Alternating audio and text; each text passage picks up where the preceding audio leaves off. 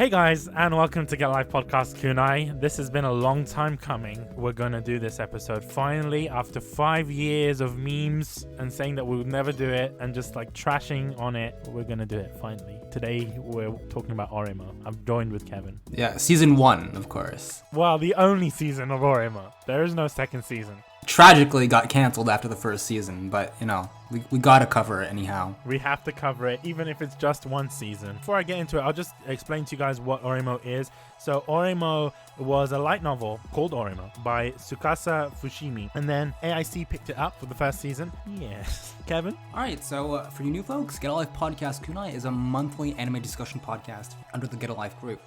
And due to the nature of the discussion on our podcast, we can't avoid spoilers of the show to be discussed. It is a review after all. So for those shows that are based off of an existing piece of work, whether it's a manga, a light novel, or some other media form, we aren't covering the source material, just the anime itself. It can be found on Spotify, Apple Podcasts, and Google Play. And if you'd like to recommend a show for us to watch and make an episode of Kunai on, send us your suggestion on Twitter at galpkunai, that's G-A-L-P Kunai, or by leaving us a review. If you want to support us, give us a helping hand, then you can check out Japan Crate by going to www.getalifepodcast.com/Japan Crate and use the code GALP, G-A-L-P, for $3 off at checkout. And if you want to watch Oreimo and other shows that we cover here on Kunai and keep up to date with what we watch, then you can support us by signing up for a 14-day free trial of Crunchyroll Premium for everything anime. That's www.crunchyroll.com/Kunai. For me, Oreimo is a anime that has a lot of history behind it, in the sense that, you know, it's an old anime. It was aired in 2010 in the autumn season, but I only watched it in 2012 when I got into anime. So for those who don't know, I got into the anime within the summer of 2012, and I started watching shows like Toradora, Haganai, a bunch of different shows, and I was asking Daniil senpai, what shows should I watch next? And then he was like, okay, watch Oreimo. And so I did. I watched Oreimo, and it was intriguing, to say the least. And in terms of my first impressions, I kind of understand why Daniil suggested it to me, because I was getting into anime. I didn't really know much about it. I was kind of shitting on other people's animes at the time, and I didn't really like anime and stuff like that. But this anime kind of opened it up for me. I don't know if you understand what I'm saying by that, but I mean, it changed my perspective on otaku culture, and it made me understand the passion and what people enjoyed about it, etc. So I think that's why Daniil suggested it to me, so that I can understand this is the culture that you're getting yourself into. Alright, so before you were just like watching some shows, right? But you weren't fully into it yet. Yeah, I was watching shows and I was like, oh man, anime. Do you know what I mean? And even before that, before I even started Toradora, which was my first anime, I used to hate people that liked anime. I just used to hate it. I was like, fuck off, man. I don't want to hear you talk about Naruto. Like, fuck off. Like, it was... Wait, you never watched that as a kid?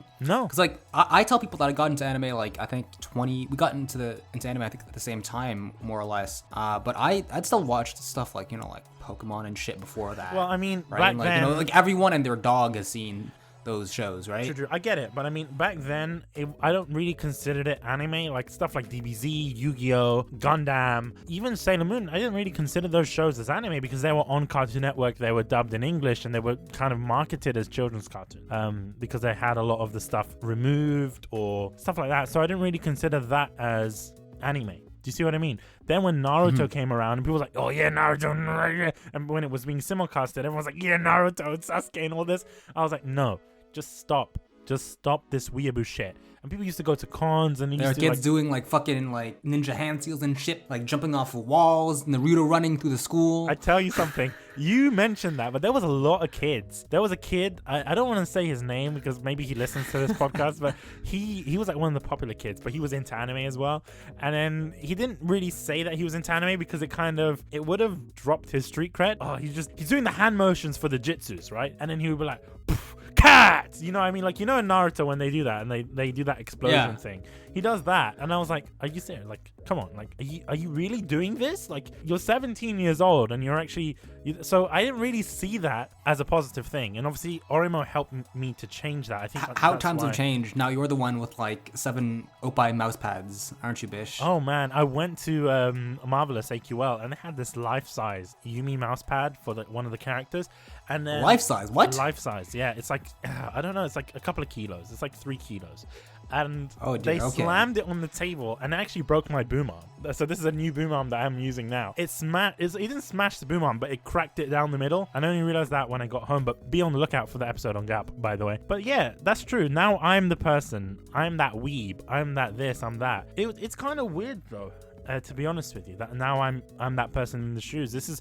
Maybe this was Daniil's prophecy. You know what I mean? Maybe that's what it is. But for me, when I was watching Oreimo originally, I kind of had certain feelings on certain characters and their actions and things. But obviously now, rewatching it for Kunai after like 5 years, you know, since I originally watched it, or even more than 5 years actually, since I originally watched it, I'm like, what the hell is going on here? I was like, oh, okay, cool. I relate to a lot more characters that I didn't necessarily do at the time. And I appreciate the anime for what it is. And I really want to kind of get into that. That's why I was kind of shocked when you said that, you know, it was one of the first shows that you watched, because like I was like, I don't know how much I would get if I watched this and I wasn't really into anime. I'd just be like, what the fuck, this shit is really weird. That's true. Right? You gain a deeper level of appreciation for a certain character, I'd say, or a lot of the characters, just by having gone through the same experience. I think so, but I mean, at the same time, I understand why Daniil suggested it, because it was like more as an introduction to anime for me. You can see it that way, or you can see it in the sense that, oh, you need to have an understanding of otaku culture to enjoy the show. But I saw it as the first You were like thing. Kyousuke, basically, in your first watch, and I was kind of like,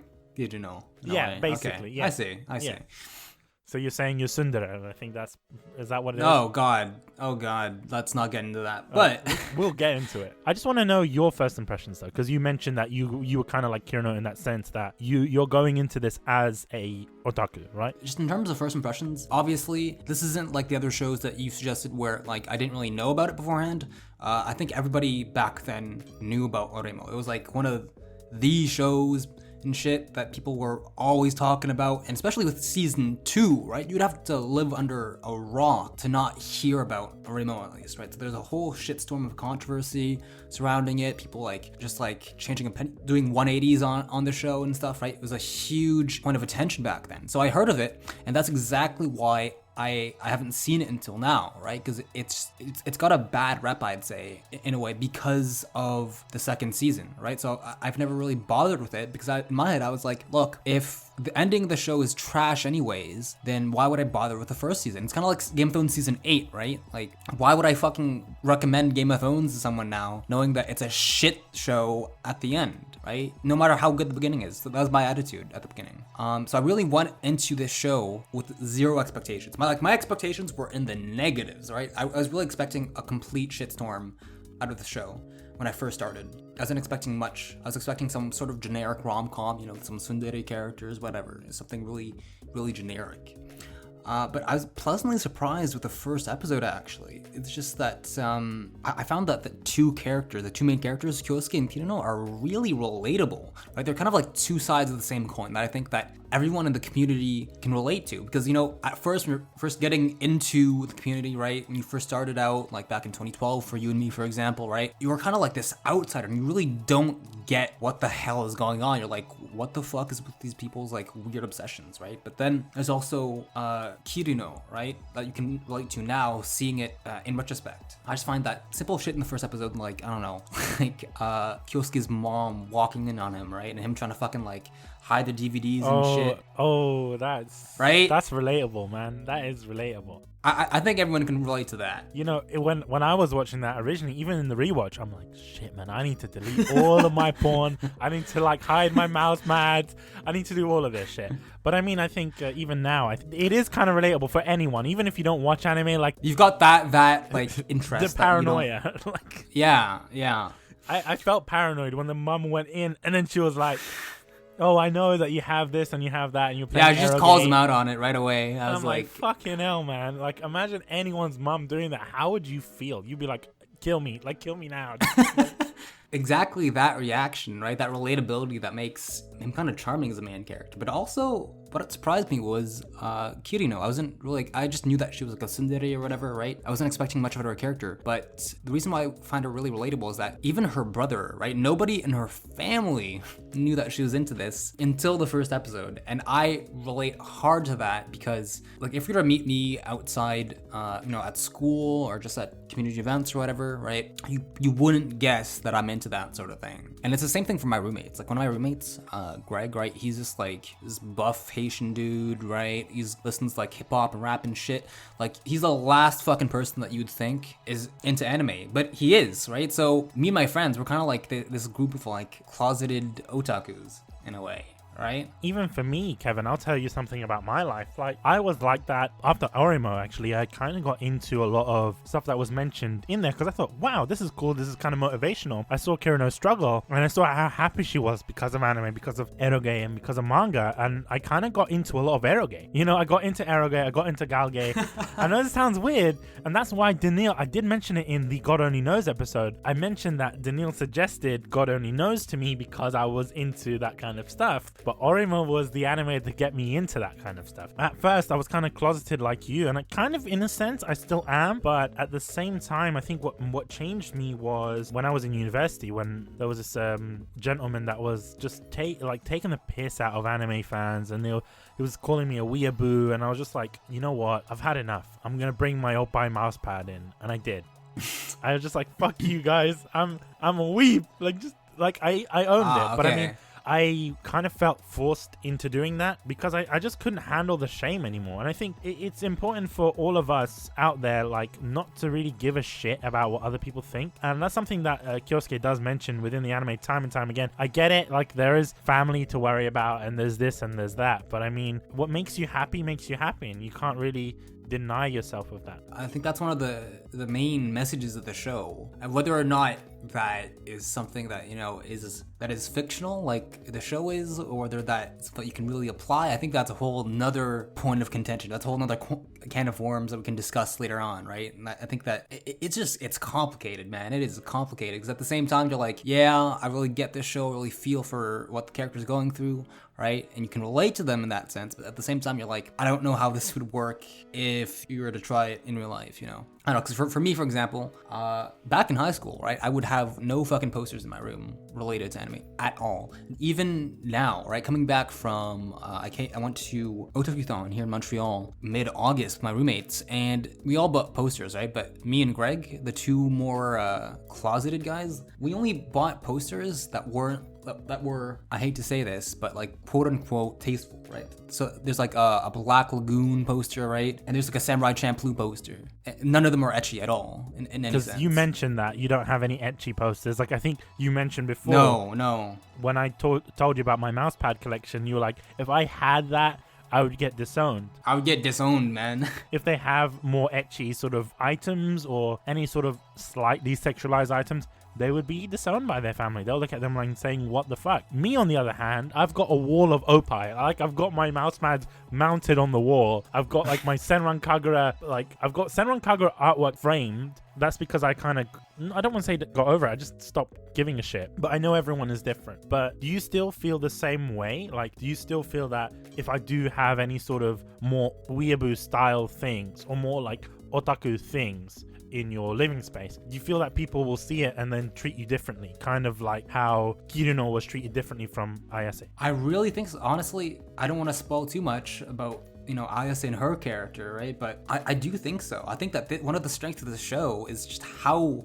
real it is, man. Like, you can relate to everything because you can really tell that the writer knew what he was doing, right? Like, I was like, this might as well be in an autobiography in a way, you know, bar the eroge part, right? It's something that is really authentic in my opinion. But my question for you now is, what moments really like struck out to you? Like, what really caught your attention in the show? What caught my attention is the more tense moments. What episodes really leap into your mind right now? I can't remember the episode names or numbers. It's the one when they went to Comiket, the end of that episode specifically. So it's the one where right before like the whole Ayase scandal happens, right? Well, it kind of is the Ayase scandal. It's like the end of the Ayase scandal into the beginning of it, right? So it's when Ayase was doing a shoot nearby and then she sees Kirino, she says hello, and then she feels that something's off. So she, you know, she wants to see what's in the bag and she rips the bag open. She picks it up from the floor and she reads the dojin and she was just like, we can't be friends anymore. The one thing that kind of got me at the beginning of that altercation was when Ayase asked, do you know these weirdos? And then she was like, no, I don't know them. And like, she kind of disowns them, right? Kind of threw them under the bus, yeah. I was assuming that they were going to feel differently and they would be like, oh, Kirino, you bitch. But, you know, both Sayori and Kuroneko understood it. They understood. They were okay with it. It still hurt them, don't get me wrong, but they're okay with it because they understand that that's what happens in this community. Yeah. And that felt real to me and myself, because there were moments in my life where I was like, I don't know them. I don't know those weebs. And, you know, it's gone in the wrong direction, right?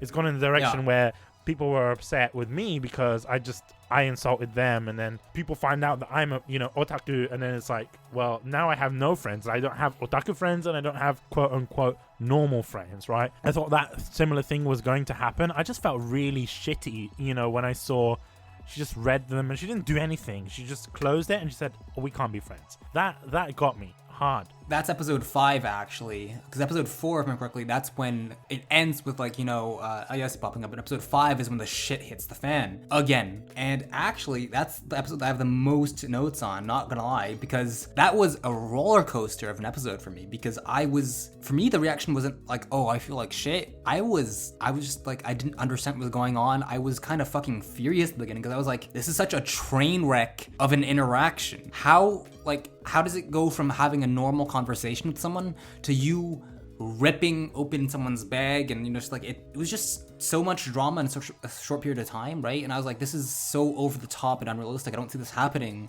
in real life, right? This is so melodramatic. No one is actually going to come up to you and just grab your hand and say, I don't want you to leave. No, I get it, 100%. And I think that's a flaw with the show in itself. They could have started that, you know, at the end of the last episode and kind of worked their way to that within the other episode. Don't get me wrong. But I kind of see it in a way, because, you know, if you're worried about your friend and stuff, you're always going to sort of think. But I think she had a feeling that the friend was an otaku, right? Because she did say, oh, that I can't hang out with you because of X, Y, and Z. And she lied. So when you see your friends and they've lied to you, of course you're going to probe a bit. So I think that's maybe what she's doing, and I don't kind of fault her for doing it. I don't know, I can see why she did it. I just found initially that it's kind of blown out of proportion, right? So it went from, at the beginning, right, I actually listed it as one of my least favorite episodes right off the bat, just because of that interaction, right? And it's really surprising. The reason why I like this episode so much is that I started out, you know, noting this down is the least favorite episode, and by the end of the episode, I'd erased that, and it is amongst my favorite episodes, if not my favorite episode of this season,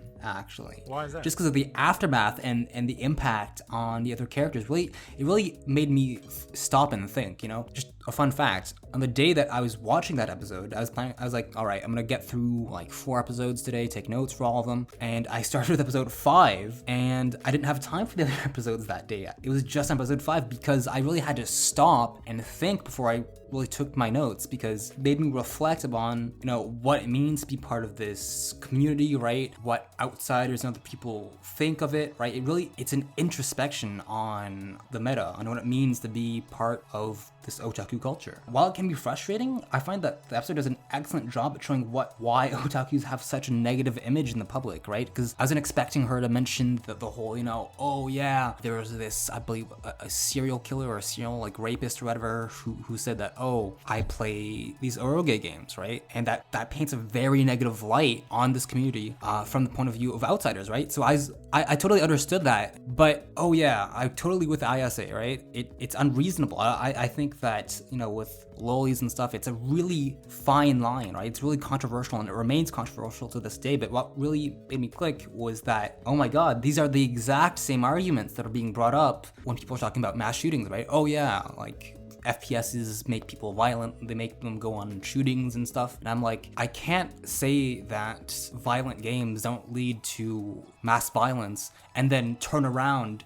and shit on other people in this community for the same thing, right? I'd be a hypocrite. So this episode, right, Ayase's points and, you know, Kirino's defense of her hobbies and shit, that made me reflect upon the issues that we're facing as a community, the stigma that we're facing. You know what I mean? That's actually something that I wanted to bring up because, yeah, you did mention it. These are the same arguments that we're having in real life, There are countless news articles that say, oh, games cause violence, and people that play Call of Duty start shooting people. And it's like, when in reality, if you probe them a little bit more, it's not the game that is the issue, it's the individual. And he says it in the anime. He was like, look, not all of them are like this. Not all otaku are bad people. There are some, but it's not the majority. But I think that even if we don't want to talk about it, we kind of have to. I think that's the great thing about this show. Because before, right, you're just watching anime, whatever, you're minding your own business, but this really forces you to think about what it means to have this as a hobby, right? Its impact on your social standing, I'd say, right? It opens up a whole can of worms that people don't normally want to talk about. And I think that's what makes it great. One thing that I do want to mention is obviously there's the stigma behind someone being an otaku. Not just because of these sort of incidents that mentioned in the anime. And this is a personal thing. When I say to someone, hey, I like anime, like that's one of my hobbies, they instantly go to like hentai. They're like,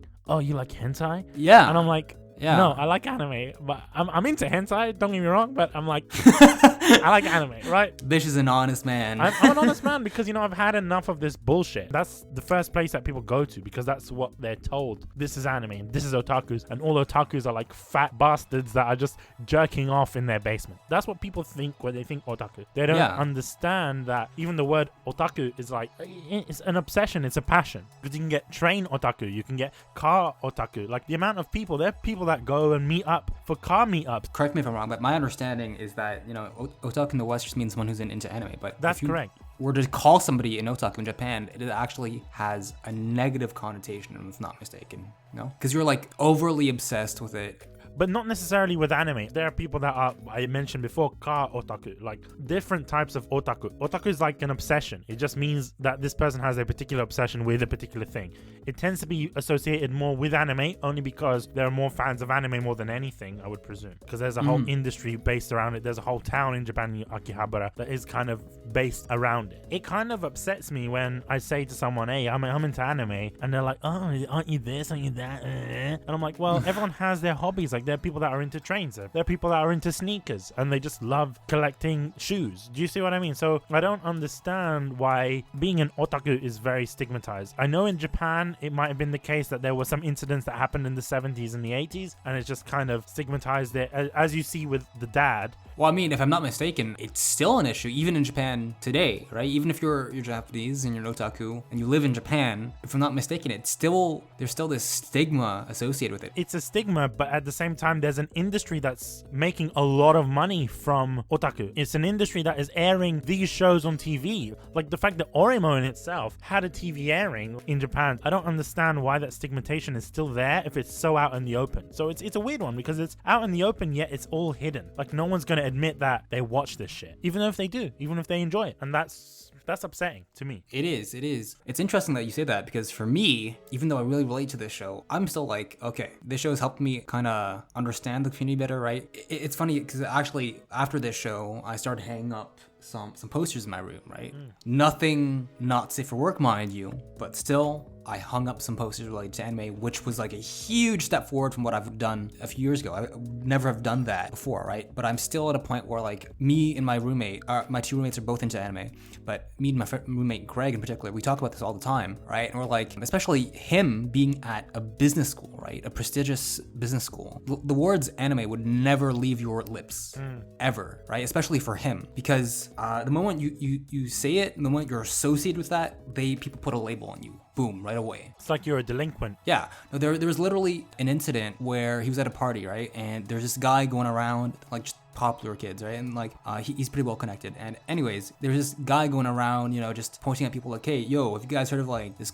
shit called anime, right? And obviously Greg just like shut him off and he's like, I don't know what the fuck that is. And basically they just went around like fucking laughing at people in the community, right? So it sucks that this shit happens, but it very much still is a thing. It's looked down upon by other people, unfortunately. Even though I really get this show, right? And it has helped me, right? You still got to be careful and prudent with the way that you deal with this in public, in my opinion. The way that my mentality has changed through watching this is before I was like, I really got to hide this, and I got my podcast, but I'm not really going to mention this hobby to anyone other than my roommates and friends who are also into it. So now where I'm like, you know what?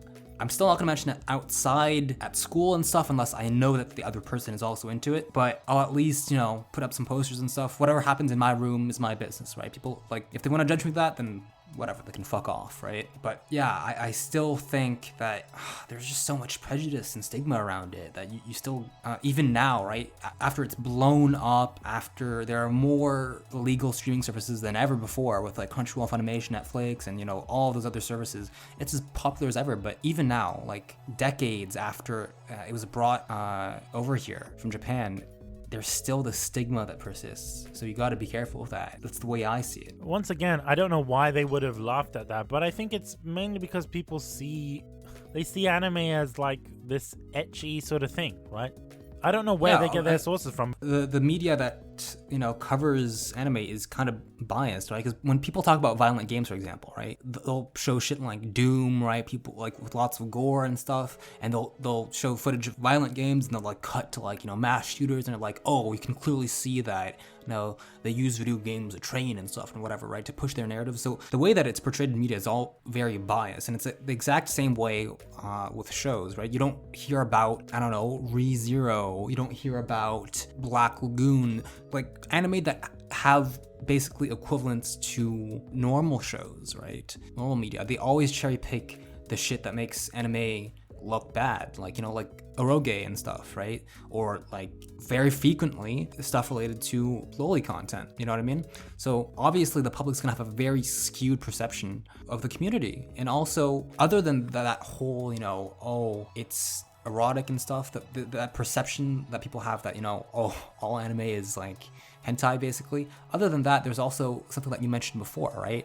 If you were to ask the average Joe, right, they'll know about like Pokemon and Yu-Gi-Oh and Dragon Ball and all that, but they'll associate that with, you know, oh, that's stuff for kids, right? Because it aired on like cartoon channels for kids back when they were young. So that's an interesting thing as well, because even within the anime, Kirino's favorite anime is Meruru, right? And Meruru is a show that's made for kids. Yeah, it's kind of like bronies, basically. You know, shows like My Little Pony, right? They have such a mass following with older gentlemen or people that the show wasn't necessarily made for. Mm-hmm. They're also another stigmatized people as well, but I mean, definitely, it's an interesting thing. Yeah, a show can be designed in a certain way for a particular audience. It's not restricted to that. Yeah, right? exactly. It's not like, oh, only this target demographic is allowed to enjoy this, right? And we see that even with Merudu in the show, right? Because Kuroneko's sister loves it, and she's drawing pictures like, oh, I'm drawing Merudu. And she's just fucking exasperated. That's right? it. Yeah. And you see Kirino, and she's saying, well, there's episodes on the DVDs where it's like uncensored. And I was like, if this is a kid's show, why does it need to be censored? Like, do you see what you know what I'm saying? Yeah. So it's clear that in the show that you know that there is content out there that is made for a specific audience, but it also is for another audience at the same time. And we see that even in kids shows as well in the West. And I don't know why anime is treated in such a way. And I know we can get on for hours and hours and talk about this, but I kind of really want to talk about other favorite moments that I had within this anime, because we kind of went on along. I believe it was episode 6. Do you know which one I'm talking about, Kevin? Episode 6. I also know that is one of my favorite moments. There's no way my childhood friend can be this cute. That's the official name of the episode.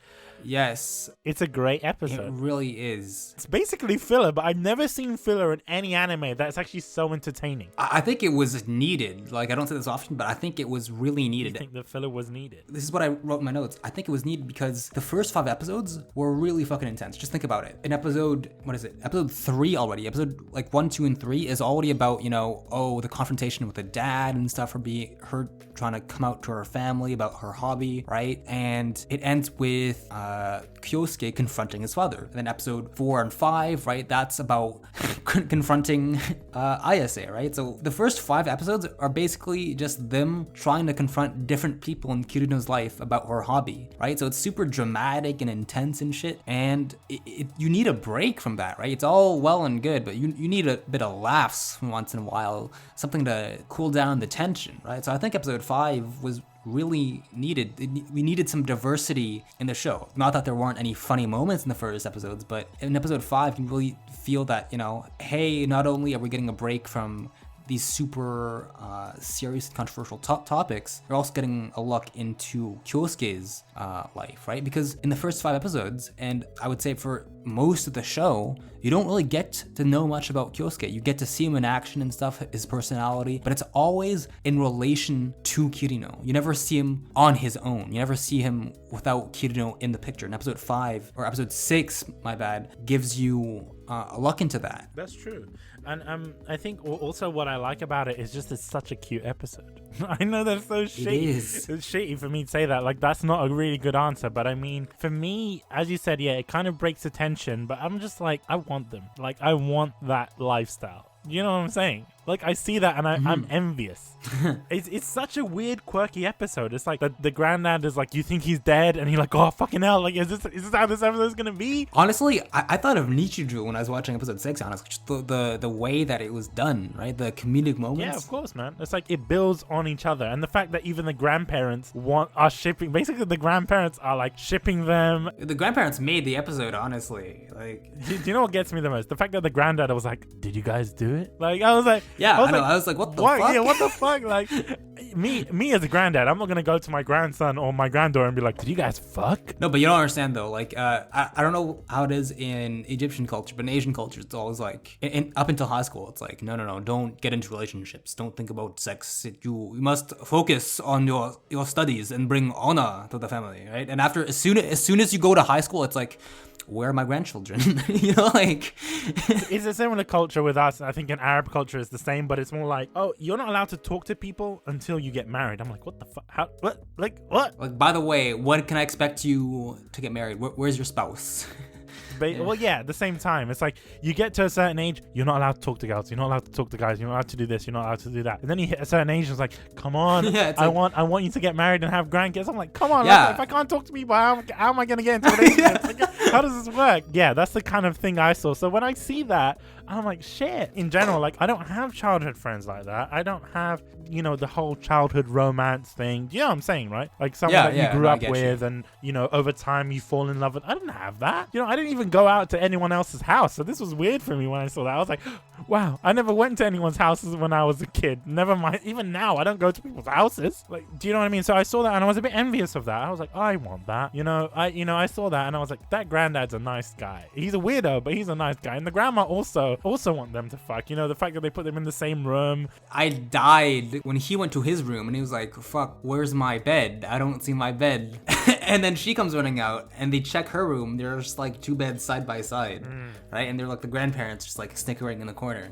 It fucking killed me. Do you know what else got me? When she was like, oh, I got you a bath. And then she's trying to tease him. And she was like, well, we're going to bathe together. And then he just goes and he plays along with it. He was like, yeah, we're going to bathe together. And I'm going to show you my manhood. And then she just got so scared. She was like, Grandma, can we bathe together? She was like panicking. And then Grandma was like, yeah, well, why don't you bathe together? I was like, fucking hell. Grandma, she's doing a solid. I'm not going to lie. She's reverse cock blocking. I don't know how that is. Yeah. It's those comedic moments, but it's also like, it's that sense of family as well, because they see him as family. They see him as this son-in-law. Effectively, that's what they see him as. And I like that. It's nice. It's a nice feeling. It's a weird one at the same time because I see Kyosuke and I'm like, are you a fucking dense, man? You've got a good thing in front of you. I don't know why you're denying like this girl and you're calling her grandma and you're like, oh, if someone goes out with her, I'm gonna beat the shit out of the guy. Like, he's not into her, but at the same time, he's weirdly protective, It's a funny dynamic. I mean, effectively, now that you brought it up, the grandparents see him as a son-in-law, but like subconsciously, he probably sees himself as her older brother in a way, even though I think they're the same age, yeah, for the right? most part. I think that's how the dynamic is. They're like siblings almost. And yeah, that's a good point because he does mention, he was like, aren't we too old to be sleeping in the same room? He sees it as that dynamic, which is interesting, but I feel bad for her in that sense. Another favorite episode of mine is the confrontation with the dad. I was gonna bring that up because I was worried that you skipped it because we were heading towards the end there. Yeah, even though in my opinion it's in the same vein sort of as Ayase's confrontation, I do think it needs a mention. It's like, what stood out to you in that? When he's defending Kirino, he has no reason to defend Kirino, right? But he kind of sees it it as this thing that this is her hobby. This is a part of herself. When he said that, he was like, this is her. The studying is her. This and this and this is her, but this is also her. You're trying to take a piece of her away from her. And that got me. I was like, shit, man. It was very heartfelt. It was very heartfelt, yeah. And I was like, he's not doing this because he likes Kirino, because he's said many times that he hates Kirino, but he's doing this as like a protection because he knows that that is the person. Yeah, he doesn't understand it, but he respects it, which is insane considering he got initiated to this like a few days prior, right? So, and the fact that he was willing to basically have his dad disown him to protect his own family, that I had mad props for. Especially because he was thinking, like, how am I gonna get away with this? Or what am I gonna say? And he was like, it was my game. And the dad just punched him, assaulted him, and he was just like, oh, so you're playing obscene games about loving your sister in your sister's room? And then he just whacked him, and he was like, you're a worthless son. Well, when I heard that, I was like, fuck. Imagine your parents saying that to you, you're a worthless son because you play eroge. And I kind of panicked a little bit because I'm like, I don't play that style of eroge, but I mean, like, if someone saw the eroge that I play, I don't want to be called a worthless son. You know what I'm saying? Like, I gotta be careful. I mean, it was a great episode because you had everything. You had the emotion. You kind of had that violence in the sense of the fight, and you had a resolution to it as well. So I think in itself that was a very great episode. It's a very cathartic episode, in my opinion. In what sense? I feel that yes, his speech defending his sister is really important, but something that really hit me was just how heartfelt Kirino's speech was. She was like, look, you have to accept this because it's what I do, right? I'm not hurting anyone. It's not affecting my grades. It's not affecting my social life. It's just something I do on the side for myself. And that's part of who I am. And I have to be true to myself, right? If you take that away from me, it's kind of like destroying a piece of me, right? It was so genuine that I felt that she was like breaking the fourth wall in that moment. And she was talking directly to the viewer. Yeah. Honestly, that's how I feel, right? It's shitty that even today, there's so much stigma that surrounds the community and people can't really, be honest and upfront about what they like, what their hobbies are, right? Just because it's badly seen. Like most people in the community, they aren't really hurting anyone. They're not something negative, right? So I don't see why people should treat it as such. I just want to build up on that. Like, the way that I see it is that if you're not hurting anyone or anything, do what you do. Do you know what I mean? Like, yeah. If you enjoy something, I don't think you should be ashamed of enjoying like shoujo manga, or like if you really like shit like Meroru, right? Like, you shouldn't be ashamed of that shit. Like, it makes you, so be proud of it. And that's with any hobby or anything that you love, or anyone that you love as well. So I think that is something that is a pertinent point and a theme within this anime. Other than that, I think that's all of my favorite episodes and moments. What are your favorites? Okay, well, man, the last two here, actually, I didn't write too much context. I don't remember what those episodes were about, but I know in episode 10, what I really liked was that it was really refreshing and wholesome to see how far their relationship progressed since the beginning, right? Because Kirino, she kind of ignored her brother, right? She kind of hated him in a sense at the beginning. And in episode 10, if I'm not mistaken, that's when she gifts him a game, right? So just to see that evolution in terms of both their characters, see their dynamic evolve, that I think speaks volumes about how well those characters were written, all right? So I just found episode 10 really refreshing and wholesome, and just seeing everyone being comfortable with what they do, right? Seeing them hang out together in that really awkward hotel room. And episode 11 as well, the ending I found, sorry, not the ending. Episode 12 is the ending, but episode 11 I find could have been the ending. It was such a good way to wrap things up, right? I really think that they could have ended the first season here, right? You got a sense of closure from all the major characters. Yeah, I think for the most part, even episode 11 would have been a perfect ending. It would have been an ending that would have made this anime self-contained. I think the reason that they had to kind of continue it from there was because obviously the way that the light novel is, and the fact that this is a sort of siscon anime in that sense, they kind of had to lean it towards that before the end of the season. Because you do see that throughout the rest of the season, but I think they had to sort of extend it in that sense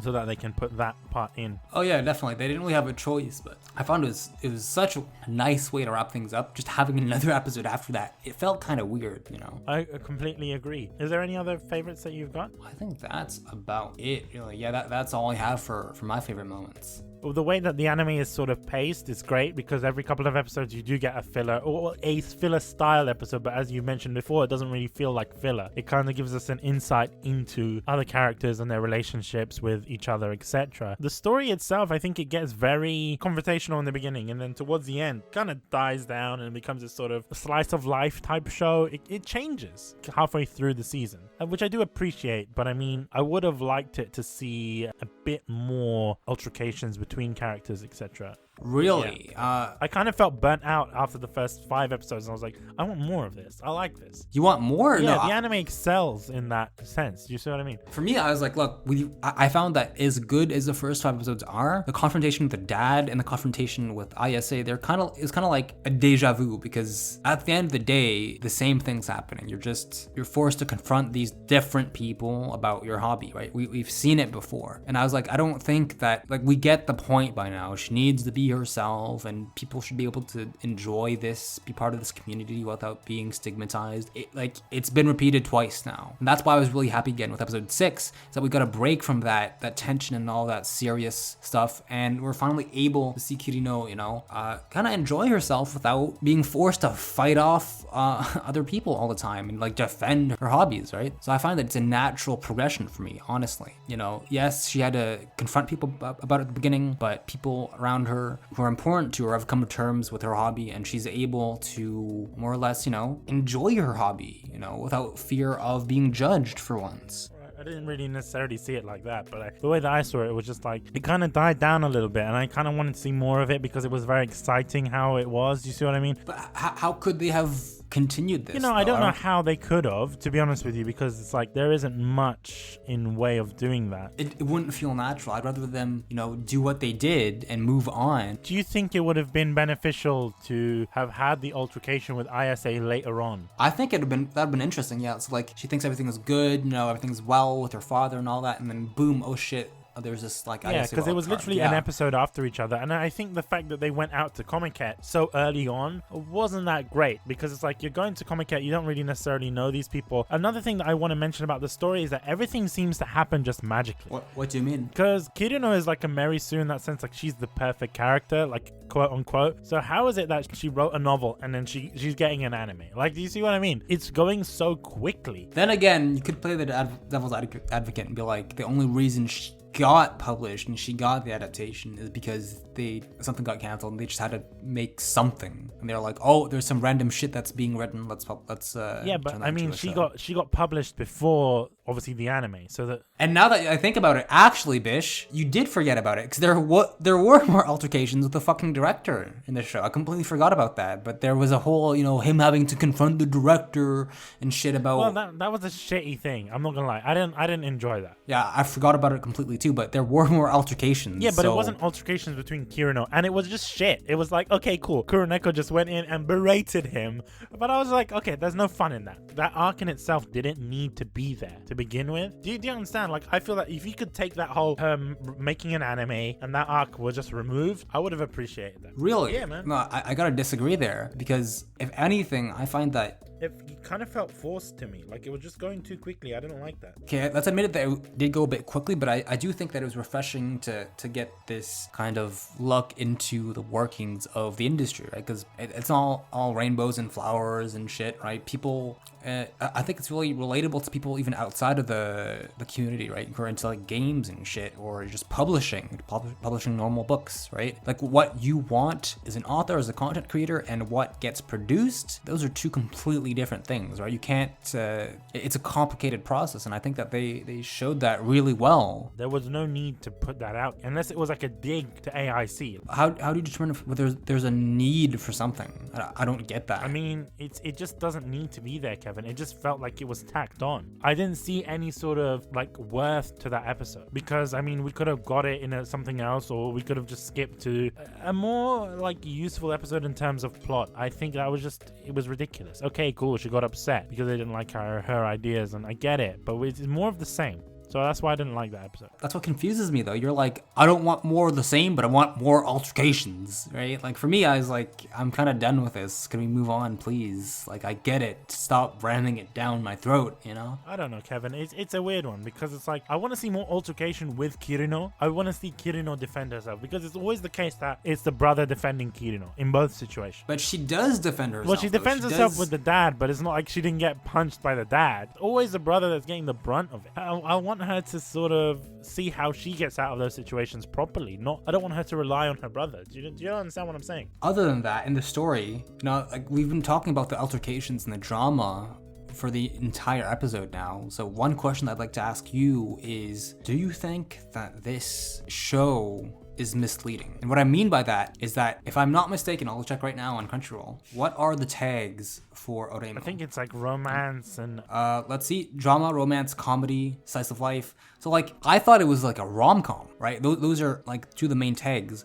And I feel that there's surprisingly, like there's some comedy, but there's really little romance. Okay, and that's where I want to jump in. Bear in mind, a lot of these companies like Crunchyroll, Funimation, even when they air it on TV, they're airing it based on the light novel, and they're airing it based on the manga. So if the manga, no matter where in it, has romance in it, they'll class it as a romance. And in itself, Oreimo is a romance, and it's like a romantic comedy in the vein of like Haganai. But like, for example, we don't really see that sort of romantic theme coming into Haganai until the second season. It's the same with Oreimo. You don't see the theme of romance until the second season. I'd have to disagree there, because at least with Haganai, there's the whole premise is, oh yeah, actually you and Senna are like promised to each other or whatever, right? I mean, there's the question of, oh, will he choose his childhood friend, or like, will he pick Senna or whatever, right? Whereas I never really felt that question here. I never really felt like, oh man, like who's he going to fall for, right? Okay, you didn't see it in season 1. In season 2, it comes to I know we don't talk about second season, but in season 2 it comes to a point where he has to choose, and it becomes this massive harem with all of the characters. They somehow fall in love with him. He has to choose. I would not classify the first season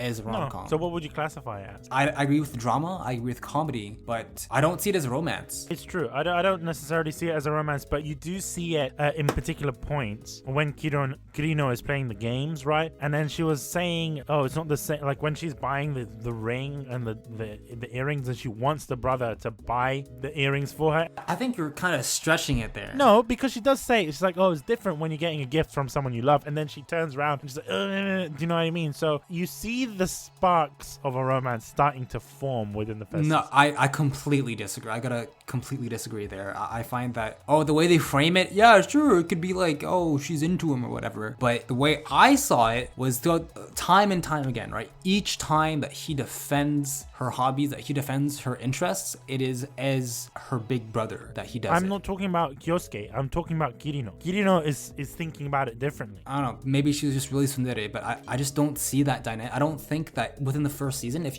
we just consider what happens within the first 12 episodes, I really don't see the relationship as a romantic one. And even later on, I didn't really see Kirino's treatment of Kyousuke as a romantic one. She was just trying to, normalize her relationship with him, try to have a normal brother-sister relationship, right? And that to me is shown, for example, when she's trying to give him a gift, right? Some people be like, oh yeah, it's kind of like when a tsundere character in an anime, is really nervous about doing nice things. But for me, it's just like, the fact is, at the beginning, they had a very abnormal, a very strained relationship as siblings, and by the end, they were trying to repair it, and they did repair it. That's how I saw it, and I never saw it at any point as, oh, they're into each other, It just doesn't seem natural to me. It is what it is in terms of the tags. Like, the tags aren't necessarily something that is based on the first or second season. It's based off the light novel that it was based on. Do you see what I'm saying? Mm-hmm. So yeah, I don't think you can make it that much of a point. I don't really say that it is like misleading or anything like that. The show in itself, I'm not saying that it's like intentionally misleading or something. It's just that, like, if you were to tell me, hey, if you're in a rom-coms, check this show out. Honestly, if you're going into the show expecting a rom-com for the first 5 episodes at least, you'll be kind of But disappointed. the funny thing is, Kevin, I didn't necessarily introduce this show saying it was a rom-com, and even for me, when it was introduced, Daniil didn't say to me it was a rom-com. He was like, oh, this is a comedy based around otaku culture, you should watch it. So, I mean, that's how it should be portrayed. I'm not saying that that's how you were trying to ship it, but it's just like, if someone were browsing Crunchyroll or Funimation or My Anime List or whatever and looking at the tags, they might have this skewed idea of what the show is, and it might affect the way that they treat it. Okay, yeah, no, I can't disagree with you. Yeah, I was thinking of it because of Assassination Classroom. I thought it was one thing and it was another thing completely, and it kind of ruined my experience with it, honestly. And I'm just like, that might happen to someone with this show, and that would be a really big shame, because it is a very solid show. It just doesn't happen to be a rom-com in my opinion. You defended that well. I mean, other than that, was there anything else that you wanted to bring up about the story? Any themes that were really important to you? I think we've already discussed the main themes about the whole otaku culture, etc. So for me, I have nothing much to say on the story other than the other episodes that I want to bring up, the secret episodes. In story, one last question that I noted here was, what do you think about the ending, or do you want to leave that for later? No, we'll talk about the ending. We had a slight discussion before the episode. I asked you, which episode did you watch? What was the ending?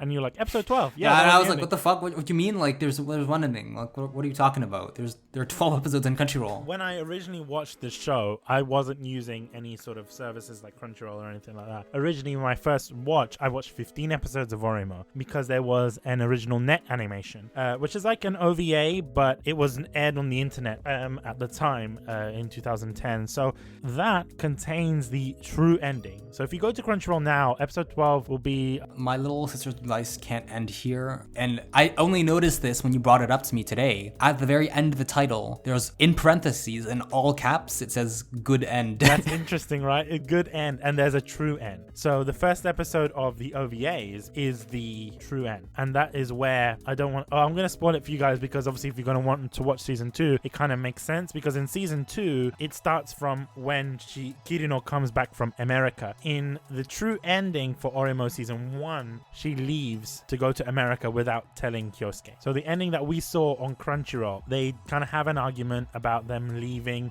Like, she says to him, I'm going to the US for a track training thing, and they have that altercation there, and she decides not to leave. So that's the... But in the true end, does she just never bring it up? She doesn't bring it up. So that whole argument is not there. He gives the game to her, and then he goes to sleep. He wakes up the next day. She's not there. The parents tell them, oh, look, your sister's gone to America. We tried to stop her, but she went to America. She paid herself, etc. And then it starts off the next school year, and he's walking, and he sees Kuroneko, and Kuroneko's like, hey, senpai. And then it ends then. How long does she end up staying in America for? She stays in America, I think, for like a couple of months. Like 1 or 2 months or something like that. I thought it was like, I'm gonna finish high school in America or something dramatic I think like that. She's there for like a couple of months for like summer training camp, basically. That makes it so much less dramatic, though. And it's, I'm gonna be away for a few months versus like I'm gonna be away for a couple of years to train. Okay. Yeah, so that's how she's going there. But I mean, that's not there in the original ending. I want to know your opinion on it. Like, the ending that we got kind of seemed a bit shitty for me. If you end at episode 12. What do you mean the ending we got? Do you mean the true end or the good end? I mean the good end, not the true end. So the ending that you're gonna watch on Crunchyroll, basically. All right. So just to be 100% clear, the good end that we're talking about is when she does not go to America. She stays in Japan. Before we talk about it, right? I just want to make sure that everyone knows that this is kind of like an eroge or a galge, because depending on your roots, there is a good end and there's a true end and there's a bad end. So the kind of anime kind of reflects that in a way, which is interesting. That doesn't happen in the light novel though, right? Because it's not based off of the end; it's based off of a light novel. So like, so I believe this is an original. I'm confused. So okay, this is an original ending. The good end. Okay. Yeah, so it doesn't happen in the light novel or in the manga. The true end is the actual ending, because it kind of continues on to second season. That makes sense, because when I saw the good end, right, the whole thing about, her laptop flipping over in slow motion and it hitting in just the right spot for the game to unpause and them both hearing that moment. Like I was like, this is such an anime scene. Like, if you know what I mean, this is such a cliche, like, yeah, exactly. It's such a visual novel type end. Obviously, I didn't realize that there was another end, right? Because it puts everything into perspective now. But I was kind of disappointed. I was like, this is such bullshit. There's so much potential for this, right? How does season 2 start from here? Is it just like, it's so bland in my opinion. I was like, it'd been so much more interesting if she actually does go to America for like a few years, and like, you know, the dynamic, she's grown up now, and season 2 starts with her like, you know, like being in high school and the dynamic being changed between them because she was gone. Right, I was like, that'd been so much better, but obviously that's exactly what happens in season 2. That is correct, and the funny thing is that if you're watching it on Crunchyroll and legal services without buying the DVDs and the Blu-rays, you don't get that experience. So you'll be watching this anime right now, and you'll be like, oh shit, it ends there. But you can watch it on Netflix, can't you? Netflix Japan, so not okay, in so not even Netflix like America. No, because okay. Netflix America doesn't have the license because it's Aniplex. Okay, well, you know what? Time to put on my tinfoil hat here, but I think that, you know, the good people at Crunchyroll were trying to protect people. They were trying to convince viewers that Oreimo ends at season 1 so that they wouldn't have to endure season 2. True, but they have right? season that's 2 on Crunchyroll, tinfoil theory. So I don't think they're obligated to put season 2 on Crunchyroll, right? But I think that, like, it's an act of resistance, you know? They're like, nah, we're not going to acknowledge season 2. Well, I mean, in the UK, they've only acknowledged season 2 because it's not available. Season 1's not available in the UK. No. So the guy in Crunchyroll. Why would you expose people to that? You know, like, you've got some sort of evil genius in the UK, and we've got like some benevolent angel here watching the rest in Crunchyroll America.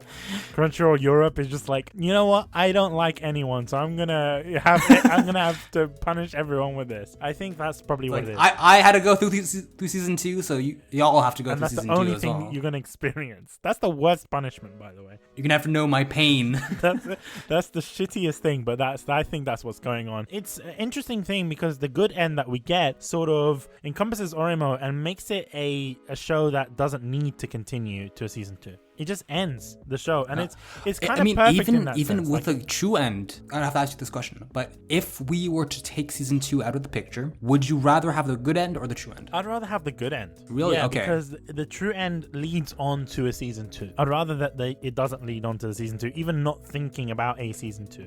Do you understand what I'm saying? Just don't say the word 2. Yeah, it's illegal. Yeah, I just don't want a season 2. But I mean, looking at it, I think it would have ended perfectly. Because for me, this anime has always been about the otaku life and the culture, etc. And it's like, she kind of like accepts it in a way in the end of season 2, right? But I think a better ending would have been episode 11. Anyway, just as it is. That would have been the perfect ending. Completely. And then they just don't continue Oreimo forever. That would have been the best way to end Oreimo. That's just my opinion. I'm presuming you agree, right? I mean, I can see it both ways. It's just the good end, in my opinion. If you were to end it, I think that the best way to do it was just end it at 11 episodes. Like episode 11, everything was wrapped up.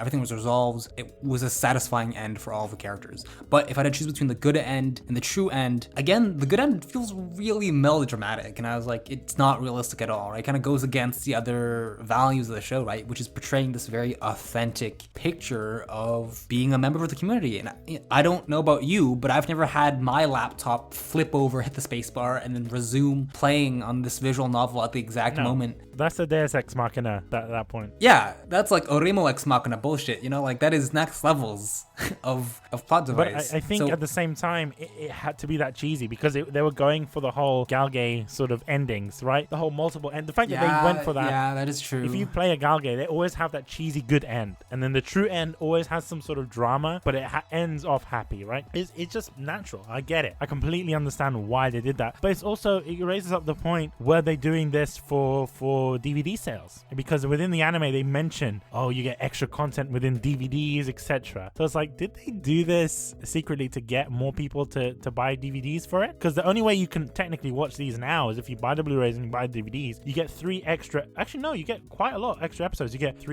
4 extra episodes of Oreimo. Like that's another half of the season. That's insane though. Like it's kind of scummy now that I think about it. As like, look, if you're going to change the source material, right? Because the light novel didn't have this good end. Why wouldn't you just include the true ending on air and then put the extra good ending is the special? Now, if people want to find out about how like the way it leads into season 2, they have to buy the DVD, which is really scummy. Guess honestly. what, Kevin? It happens for season 2 as well. There's an extra. Season 2 ends on, I believe, it ends on 13 episodes. They add an extra 3 episodes with a true ending. Again, that doesn't really matter because you couldn't pay me to watch season 2 either way. But I get you. I think that's what they do in Guantanamo Bay to like torture people. They make them watch Oreimo seasons.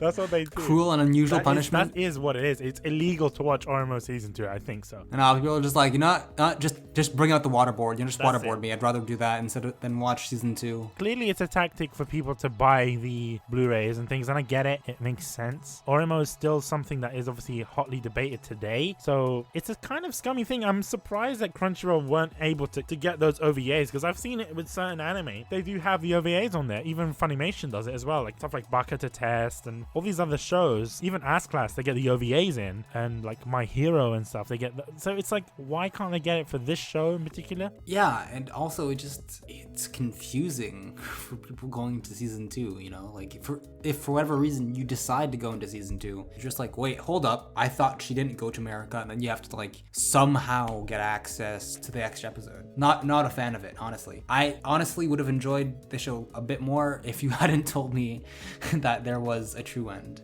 but alas. It's a weird one because even then the true end makes more sense leading on to second season. Speaking about that, let's talk about characters.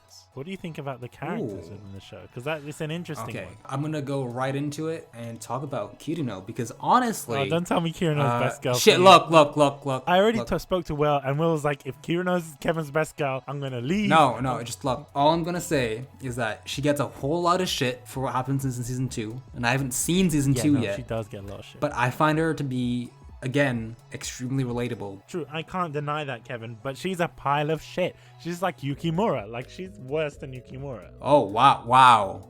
Yeah. Damn, okay. Now you understand, Kevin. Anyway, regardless, I mean, we're talking about season 1. I just kind of like her because I find that her and Broske... oh my god! Fuck off, Kevin, with your broske. No, but it's... you can't... He's technically a broske. I get it. He's a bro and he has skate. He is literally a bro, and he is like, just personality-wise, he's also a bro. You can't... He deserves the title of broske, okay? I don't know why. I don't know whether it's this secret law in Japan that everyone named Yosuke or Kyousuke in an anime has to be a super bro, but that's just how it is, all right? You gotta call a spade, True. There's no dancing around it. I get it. But I find that her and him, they're kind of two sides of the same coin again, because I find that he kind of represents...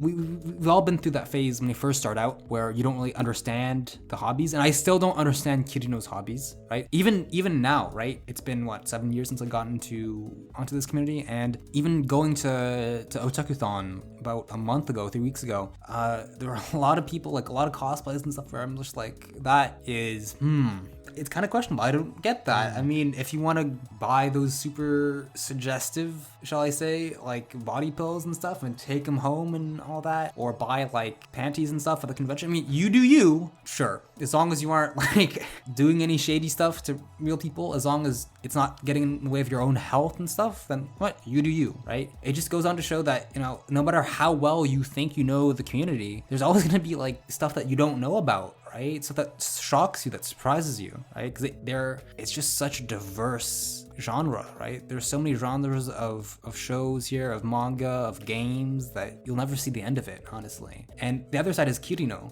her trying to, again, defend her hobbies, just trying to be herself and, not take shit from other people for it, right? So that I find that them together make a really solid, they're just really solid characters that you can really relate to. So that being said, would you say that one of the two, or maybe both of them, are your favorite characters within the show? You know what? I'm gonna let you continue first because you haven't talked yet, and then I'll reveal my favorite character. I don't know if you'll expect it. Originally, when watching the show, I didn't like Kirino. I thought she was a bitch. Let me guess. You were on team like Kuroneko and shit. You were like, oh, you're just a bitch girl. I wasn't on team Kuroneko because Kuroneko doesn't have much character development within the first season. Her character development comes in with second season with the whole senpai dynamic with Kyousuke, right? So it's the same also with Sayori Vagina.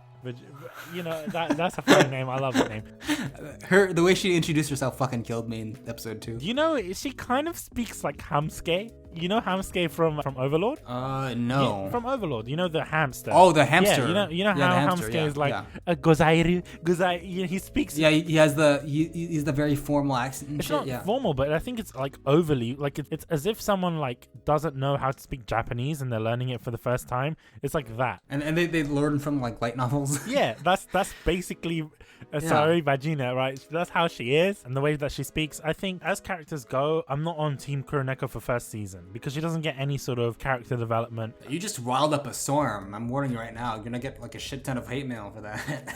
In second season, because you see her more in second season, and her getting a lot more development in second season kind of makes second season's ending a lot worse. Do you know what I mean? Like that's where it comes from, because there was a lot of people that were rooting for Kuroneko, but that's besides the point. Ayase didn't really like Ayase as a character because she was kind of a bitch. I see.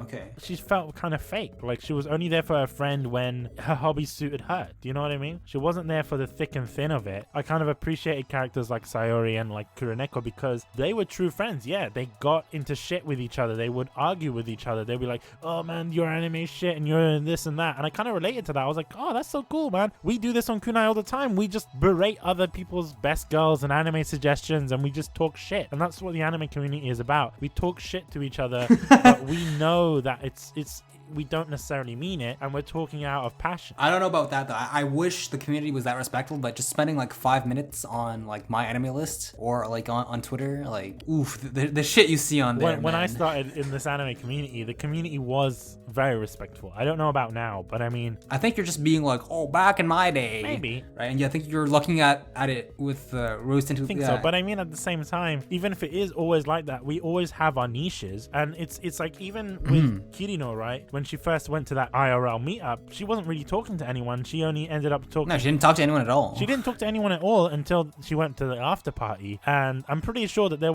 all those other people didn't come to that, and all that kind of stuff. So even within the wider anime community, you can make friends with 1 or 2 people, and I think that's great. So I kind of appreciated that dynamic between those characters. In terms of my favorite character this season, do you want to know who it is? Yes, it is Manami's. No, it's not Manami. It's not Manami. No. I know it's not Manami.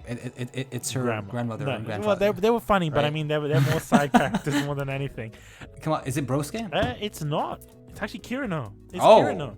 I can't stand Kirino. Wow, look at you like shitting on her. I was shitting on her because of season 2. No, but look, but she's best character or best girl for you? There's an important distinction there. Not best girl. No. Okay, best character. She's the best character in the show because. How can you say that she's best character and then like shit on her? I don't get it. Explain yourself. Because I shit on her because of what she does in season 2, and that's resentment. Okay, that's not fair. That's not fair though. That's against the rules, bitch. Hence why I'm saying she's best character in season 1. Do you see what I mean? And I didn't necessarily know this until rewatching. I always had a resentment towards her in the first season when I originally watched Oreimo. Why is it that you always hate Senna type characters, man? Until now. I mean, it's not that. It's just because they're bitchy. I don't appreciate bitchy characters, but I don't really always look into why they're like that. Do you understand what I'm saying? She's like a Tootsie Roll. She's very she's hard on the outside. What? You know what Tootsie Rolls are? What? You know what Tootsie Roll? Hang on. What kind of fucking Tootsie Rolls you guys have in the UK? We don't have Tootsie Rolls. I don't think it's a Tootsie Roll. Sorry, it's a Tootsie Pop. Do you know what Tootsie Pops are? Oh, yeah. Those are fucking disgusting, though. Those are like, they're candy pops on the outside for those of you who aren't in North America. And then in the inside, there's this like fucking disgusting, like, it's like they melted down a brown crayon and put that shit in a lollipop.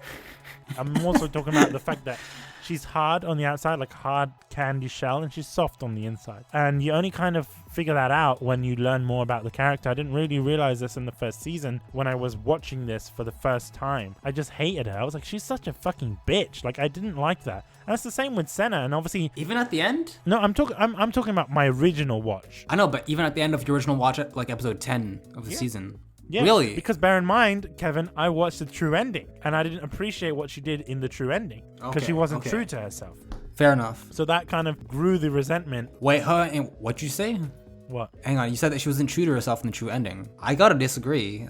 I know it's kind of a tangent, but I have to contest that here since we're talking about her character. You've never seen the true ending, no? You told me what happens in the true ending. She decides to, in some regards, she isn't true to herself, but I find that she clearly stated that, you know, she really wanted to do track and field, right? You know, people always focus on her otaku hobbies, obviously, because that's the focus of the show, but you have to remember that she is a very prominent athlete, right? It's mentioned that in her conversations with Ayase and stuff in her school life, right? So, yeah, but she's leaving everything else behind to have one thing. I thought she was all about that otakuism was her life, and also track and field. She has all of these other things that are her life. Track and field, modeling, all of this, but she's leaving all of those other things behind to pursue one of those. So it made me feel like, because why is she doing that? People don't do that on a whim though, right? Like you wouldn't, I don't know, like. But she did do it. Just leave everything you have. She did do it on a whim because someone went up to her after during a practice or something, and they gave her that opportunity, and she thought about it and she went for it because clearly it means a lot to her. I think that just in the context of the show, we're like, oh yeah, anime is the most important thing in her life. But I'd like to play devil's advocate here and think about what she said in episode, I think 3 or something, right? Like, yes, there's the side of her that's into like anime and shit. There's the side of her that's really like studious and shit, but she's a really realistic and authentic character. If it means a lot to her, I can see why she would do it. What makes less sense to me is the good ending, where she's like, oh yeah, I've planned this for months, right? This means a lot to me, and I've really thought about it. I've talked about it to my parents, but because of this one cutscene from some video game, I'm gonna cancel everything and stop. That to me is a lot more unrealistic, and that's her not being true to herself. I get where you're coming from, Kevin, but I still stand with that opinion. I find it hard to describe, but I think it's also maybe the parts of season 2 kind of jumping in there. But she has great character development as a character. I kind of grew to love her as a character, and I was just like, oh, okay, I'm getting to understand why she's a tsundere. I'm getting to understand why she doesn't like her brother. You know, in that episode where Bajina sends the dojins, right, in the makeup box. Yeah. And then, you know, when Kirino is like, she just runs upstairs with the box, and then he jumps in and he's like, no, don't open that. And then all of that sort of stuff that happens there, I kind of feel the same way with Kirino, in the sense that I didn't look at the full picture originally. I didn't really understand what was going on, and now I feel like an idiot rewatching it. So you're saying that her character is too deep for you to understand? Initially, yeah. It was too deep for me to understand. Bear in mind, I was new to anime. All right.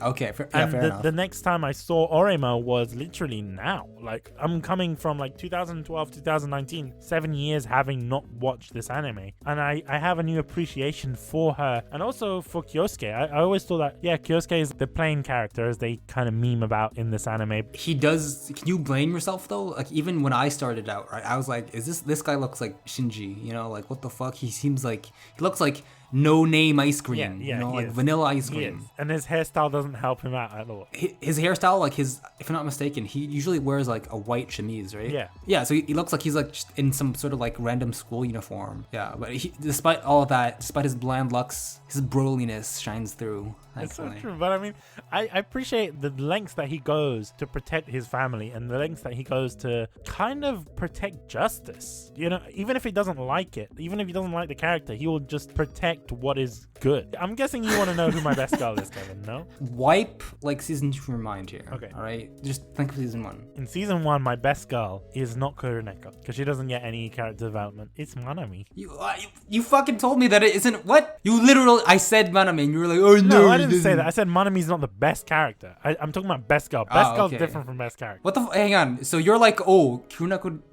isn't best girl because she didn't get enough development, and then you bring out fucking Manami? No, what? No. I'll explain why. I don't let your fucking glasses fetish get in the way of this. Manami as a character, she's a childhood friend. First of all, great. That's tick 1 on best girl. Best girl that's a childhood friend. That's why Yozuru was best girl for me in season 1 of Haganai, because she was childhood friend. That's first. And that's why you were wrong. Also, glasses. Great, lovely. Secondly, you see, he even admits to it. He admits that he's like a Megane fetish. Look at this guy, honestly.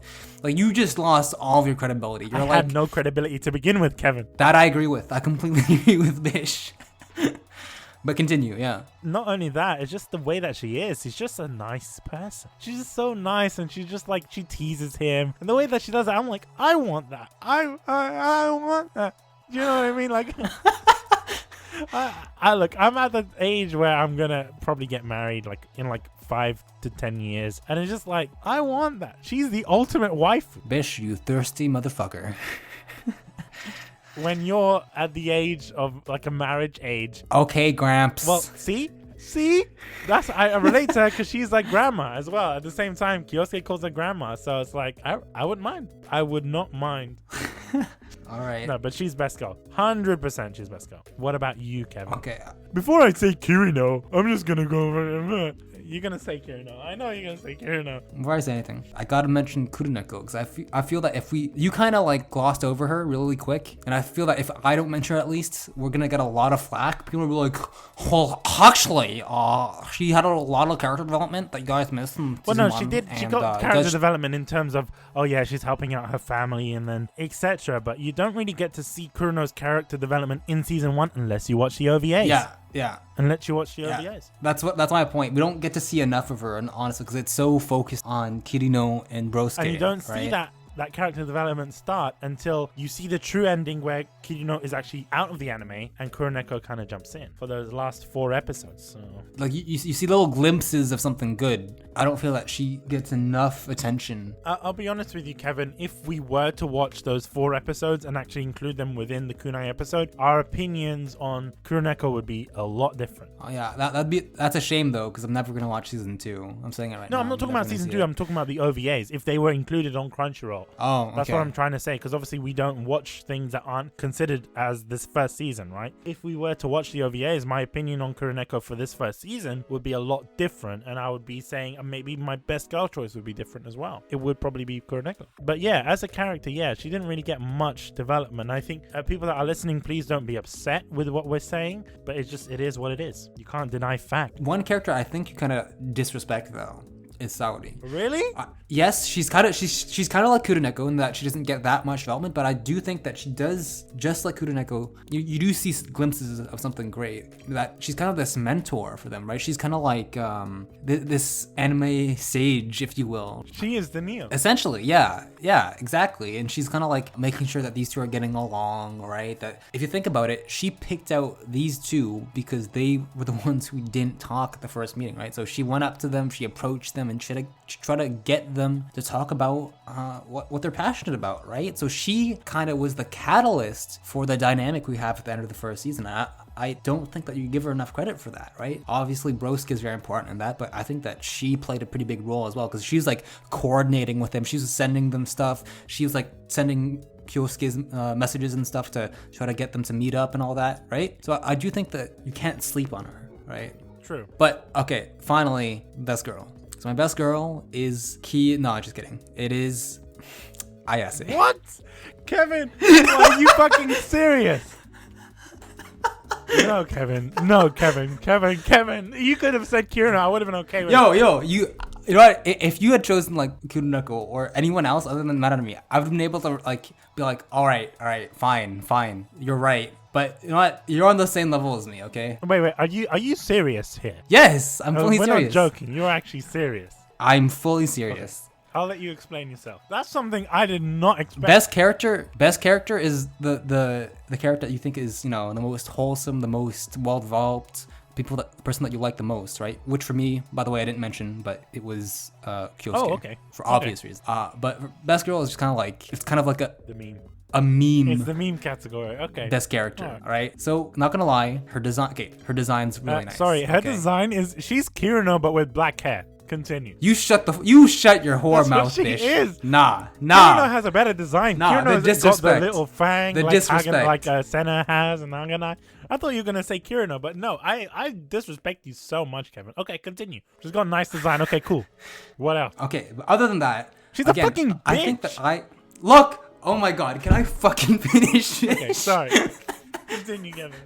The reason you are so pissed right now, I love it. But the reason why I think she's my best girl is because it's for the same reason why I think episode 5 is the best episode. It's because I fucking hated her at first, right? But then I was like, you know what? I kind of see your point, and I kind of, she brings a new perspective, right? Because look, at first I was really angry at her for being so hot-headed, right? And for cutting off ties with Kirino, right? Who's your best friend all of a sudden. But I think that the show does a great job at explaining her reasoning, right? Just like we did for the dad, right? So from her point of view, it's kind of like finding out that her best friend was into, you know, basically child porn, right? So thinking about it like that, her reaction's understandable in a way, right?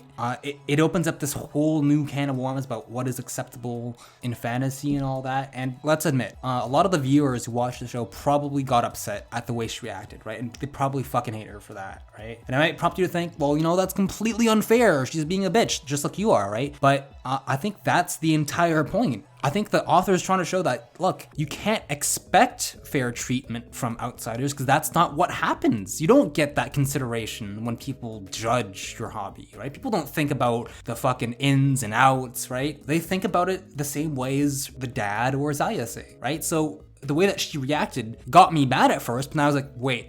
It made me stop and think about, you know, again, the way that we're treated, right? I know it's a serious point, but if that's your point, so why isn't the dad your best girl? Because they're basically the same character. Well, because I think the dad's design isn't as good, you know. You know, but he doesn't have anime titties. Okay, oh, that's fine. That's what it is. I think that's about it for my characters, really. I think I said everything that I had to say.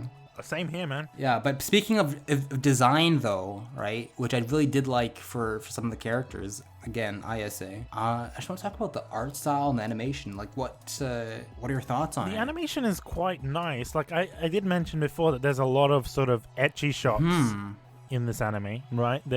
So is that why you consider it quite nice? No, that's not. That's not why I like. They do a lot of detail in these sort of shots, which they don't really need to. But the fact that they're doing it, it's well appreciated for me. It's very varied in terms of the colors that are used and even the palettes and the character designs. It's not like they're all the same character. Apart from Kirino and Ayase, they basically look exactly the same. But you have the other friend that is basically the one that cosplays as Meruru. Like it's all varied. Like it shows all these different types of people, which is very unique in anime. Like usually in anime everyone looks the same. Like in Haganai, for example, you can shave all of their heads, they'll look exactly the same as one another. But you know, you got like characters like Sayori Bajina, and it's like what I enjoyed actually is that they're all otaku, but there's like different generations of otaku and different types of otaku. Like for example, it's mentioned that Sayori Bajina looks like an otaku from the 90s or from, you know, like from the 80s, right? Like that's her sort of style going for it. And then you get Kuroneko, which is like, you see a lot of otaku that like do cosplay and like the goth lolita style. You got someone like Kirino who looks normal. You know what I mean? So it's those sort of things that I enjoy in terms of character design, in terms of animation. Animation is very smooth as well. I really can't say much about it. AIC has done a good job on it, to be honest with you. That's my opinion on it. That's interesting, because for me, I found that the design of the characters was good, right? It was nice, but the animation actually for me was... I was just focused on the tights and the arrow shots. That's the honestly, I think you were, because there were these two moments that really jumped out to me. It was it episode 2, where I think they're in the class. Yes, they were in the classroom, all right? And the main characters are having a discussion and they're moving, right? And it's the age-old technique that a whole bunch of shows use, where the main characters are moving, the people having a discussion are moving, but everyone else in the background, right, the nameless classmates, they're completely frozen, right? And for me, especially, you can get away with that in like shorter shots, but when you're having an entire discussion, right, and nobody moves in the background, it sticks out like a sore thumb, and it kills the realism in the scene. And again, this show is all about authenticity, about realism, right? About the meta. And just having this breaks the immersion, and it feels really cheap. And not only that, I was like, okay, maybe it's this one time in the show. Nope, it happens again when they're in the cafe, right? I think they're with Saudi or whatever. They're talking in a cafe. There's this one woman in a red dress, all right, who's behind them, and she's also frozen. Right? And the reason why I mentioned this woman in particular is because the woman and the people at the table with her in the background, they reappear in episodes 9 and 10. So they're in the cafe at different points in time, and the exact same frozen background appears both times in back-to-back episodes. For me, that's kind of like it. I didn't necessarily notice that, but I mean, thank you for having a keen eye to notice that. In terms of the animation as well, I just wanted to mention that it might be the case that they were more focused on other portions of the animation in terms with 3D. Like, I'm not sure if you noticed they have the CG elements in the games. The fact that they made games from scratch as well was a bit insane. Like, in the 3D fighting games, obviously doing that from scratch is intense with like game animations and fighting animations in a fighting game. So stuff like that, do you think they focus more on those things? Like, do you think they should have focused on that as opposed to... I'm not expecting them to have fully animated backgrounds. That's a lot of work, I understand. But other shows, what they do is they just have background characters do simple like loops, right? Of course. So at least they're moving, right? Like, because nobody's frozen for like 5 minutes straight. Just something simple like that would have added a bit of life. I think it would, but I mean, at the same time, Kevin, there's a lot of stuff that needs to be animated within the show. The fact that there's animes within this show, the fact that there are games within this show that they need to obviously draw keyframes for, etc. So there's a lot of work on their hand. It's not like any normal anime. Oh, definitely. I mean, I understand that. I'm just saying, like, I'm being nitpicky. I'll be completely clear on that. I am being nitpicky, but I just think that if they had a bit more time, just small changes like that would have breathed a bit of life into it, made it a bit smoother, if you will. Fair enough. Is there any other points that you want to bring up from animation and art style? Not much. It was really just that thing, the frozen backgrounds that like hit me, because they came back multiple times throughout the show. But other than that, the main characters are solidly animated. The way that they designed the games and stuff as well, that's pretty well done. Overall, pretty solid, bar those rare moments. One thing that I want to move on to is the opening and ending.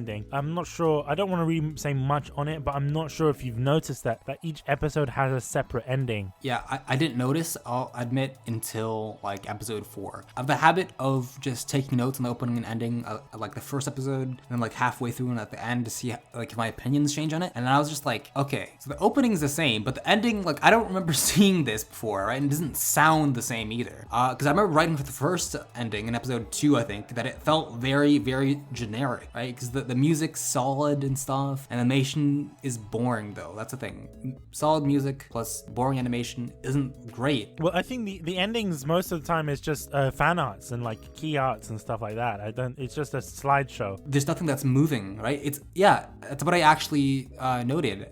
It's even worse than AMV that you'd find on YouTube, because at least then there's some action, right? Here it's like someone put a PowerPoint presentation and they played a song over it. If I'm not mistaken, there was a competition to decide like what art goes in the background. So I think it was actually like fan art and stuff. I think it's just a studio trying to show off fan art and like put in special music. I think it was more also a promotional tool to promote like the OST, the album, because it's all of different cast members singing a song for each one of the episodes. More so, what was more impressive for me was the opening, because this is an iconic opening, actually, a very famous anime opening. Not because of its animation or anything like that. I'm not sure if you knew this, but it was done by oh my gosh, a duo called Clarisse. Okay. Consists of two people, one called Claire and one called Alice, I think. Since then, they've broken up. They're not a duo anymore. They exist, but I think one of them had to leave, so then they brought in someone else to kind of fill in the spot. But I think this was one of their final, or I think Oreimo was one of their final songs, like the OP and the ending for Oreimo. I mean, the OP at least. Well, I don't mean to be a savage, but I can see why, because I found it to be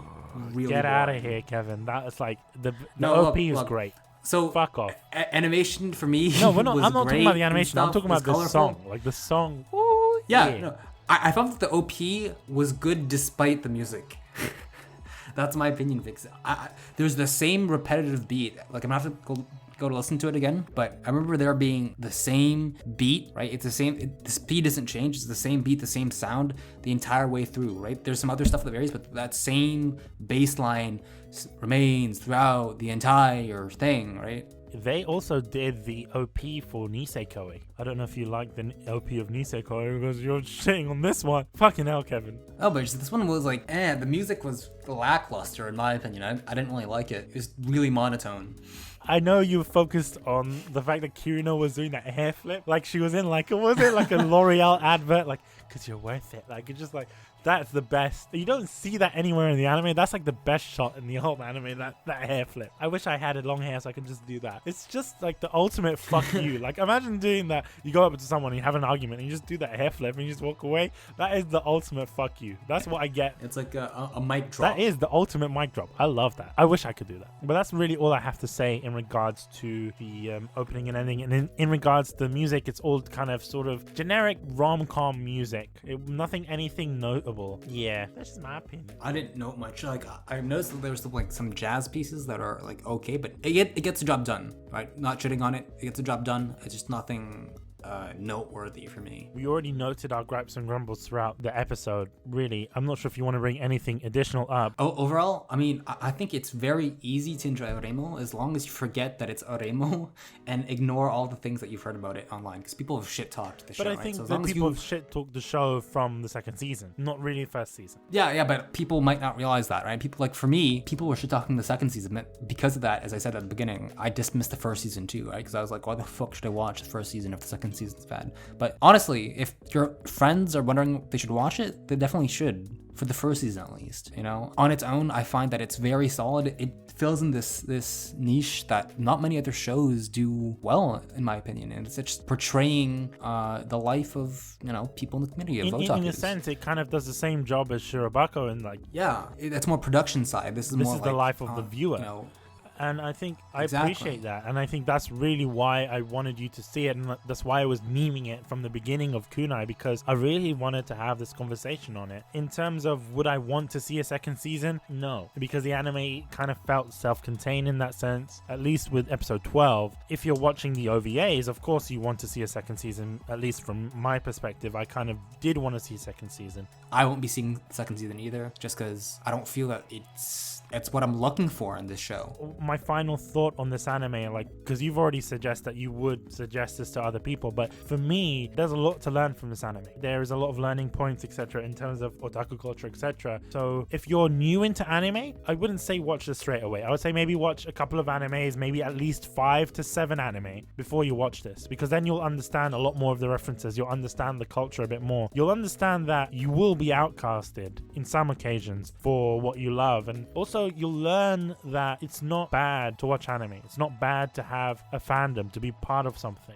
So that's how I see it. So I wouldn't watch it straight away. Maybe watch a couple of anime and then come to this, and I think you would enjoy it. I echo your sentiment. I wouldn't recommend this as a first show or even first few shows. I go farther than you and just say that maybe you should wait like a year or two at least after getting into the fandom before watching it, just because then you can really appreciate not only Kyousuke, but also appreciate Kirino's The reason that I say that, Kevin, is I think within the first year, a lot of anime fans tie down and say, look, I'm a shonen fan, or I'm a this fan, or I'm a shoujo fan. So that's why I've suggested it quite early, because when you're new into anime, you watch a range of different animes. And even when we started Kunai, when we were all new to anime, we decided to watch a range of different animes. And then obviously I became the shoujo guy, and then Tyson was the shonen guy. So I mean, within that first year, that's when you start to learn about different animes and different genres. So that's why I suggested it at that point as opposed to a year later. People tend to be more solidified in their genres. So I hope you guys really enjoyed the episode that we did for Oreimo. I think it was one that